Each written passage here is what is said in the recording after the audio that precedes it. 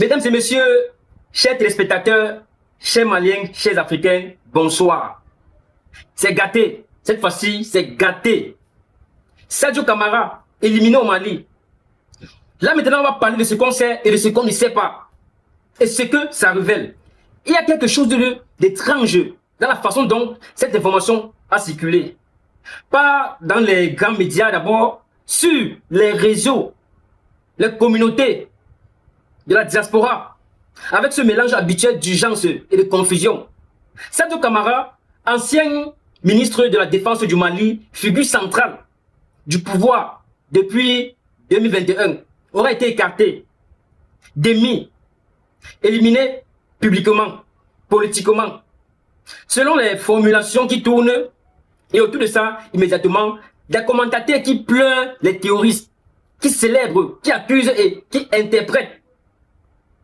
Avant même qu'on ne sache vraiment ce qui s'est passé, alors aujourd'hui, on va faire l'inverse. On va d'abord regarder ce qu'on sait vraiment, et ensuite, seulement, on va réfléchir. Sadio Camara, c'est d'abord une trajectoire officier de l'armée malienne. Il est l'une des figures clés du double coup d'État de 2020 et 2021 qui a apporté Assimi Goïta au pouvoir. Il devient ministre de la Défense dans le gouvernement de transition. À ce titre, il est directement associé à l'une des décisions les plus lourdes de conséquences de ces dernières années au Mali. La rupture avec la France et le partenariat avec le groupe Wagner, ou Wagner autant pour moi, devenu depuis Africa Corps sous contrôle du Kremlin. C'est lui qui gère une partie de cette bascule stratégique. Son nom est indissociable de cette période. Ce qu'on sait concernant son éviction, il a effectivement été remplacé à son poste. Ce n'est pas une rumeur.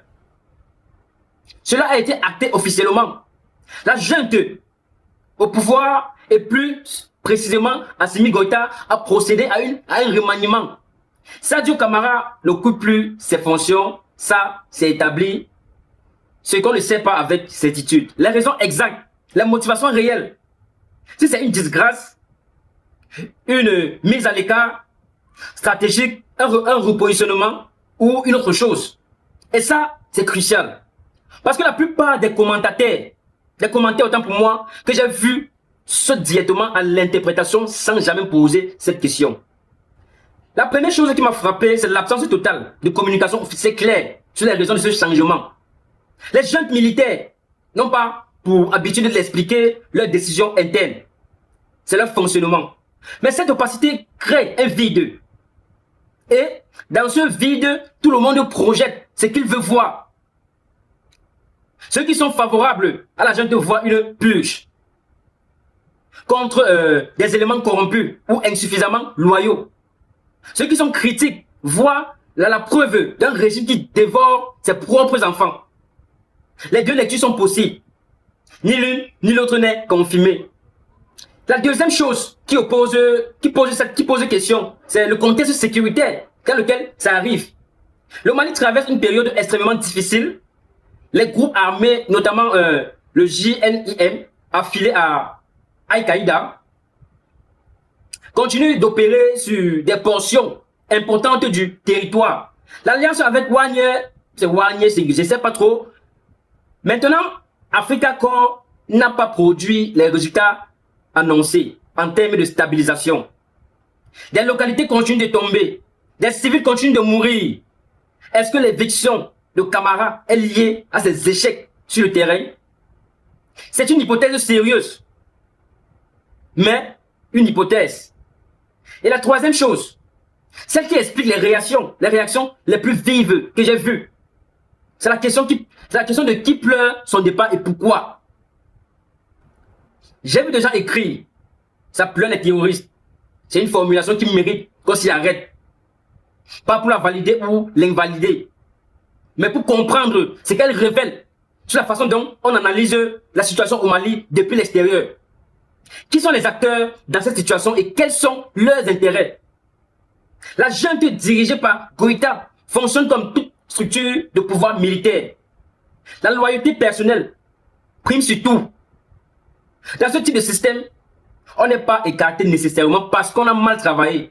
On est écarté parce qu'on est devenu un concurrent potentiel, parce qu'on a trop d'autonomie, trop de visibilité, ou parce qu'on est devenu gênant dans une négociation qu'on ne voit pas de l'extérieur. Sadio Camara avait du poids. Il avait une présence internationale liée à son rôle dans la transition vers Wargne. Est-ce que ce poids est devenu problématique pour Assimi Goïta? Possible. On ne sait pas.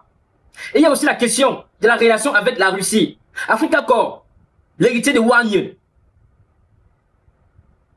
est un acteur dont les intérêts ne coïncident pas toujours parfaitement avec ceux de la junte malienne. Ces relations sont complexes, souvent opaques. Est-ce que le repositionnement de Camara a quelque chose à voir avec une tension dans cette relation? C'est une piste que certains observateurs évoquent. Pas une certitude. Maintenant, sur la question des terroristes qui pleuraient, il faut déconstruire ça calmement. Dans le narratif dominant de la junte, tous ceux qui s'occupent à elle, qui s'opposent à elle autant pour moi, y compris les opposants politiques, les journalistes, des membres de la société civile, peuvent être présentés comme liés à des groupes armés. C'est une technique classique d'auto-régime, de décrédibiliser l'opposition en la confondant avec l'ennemi armé. Donc quand on voit cette rhétorique circuler sur les réseaux, la question à se poser c'est qui la produit et dans quel but? Ce n'est pas une accusation, c'est une précaution analytique élémentaire. Ce qui se passe autour de Sadio Camara n'est pas un événement isolé, c'est un symptôme de quelque chose de plus large. Les transitions militaires en Afrique de l'Ouest, au Mali, au Burkina, au Niger, ont toutes une dynamique similaire.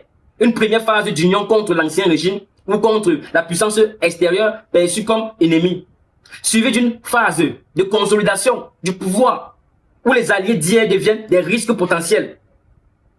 C'est mécanique. Ce n'est pas spécifique à l'Afrique. C'est la logique de tout régime autoritaire en phase de consolidation. Ce qui est particulier au contexte sahélien, c'est la superposition de plusieurs crises sécuritaires, humanitaires, politiques et maintenant diplomatiques, avec la recomposition des alliances. Dans cet environnement, chaque mouvement interne à la junte est immédiatement surinterprété parce que les enjeux sont énormes et les informations fiables sont rares.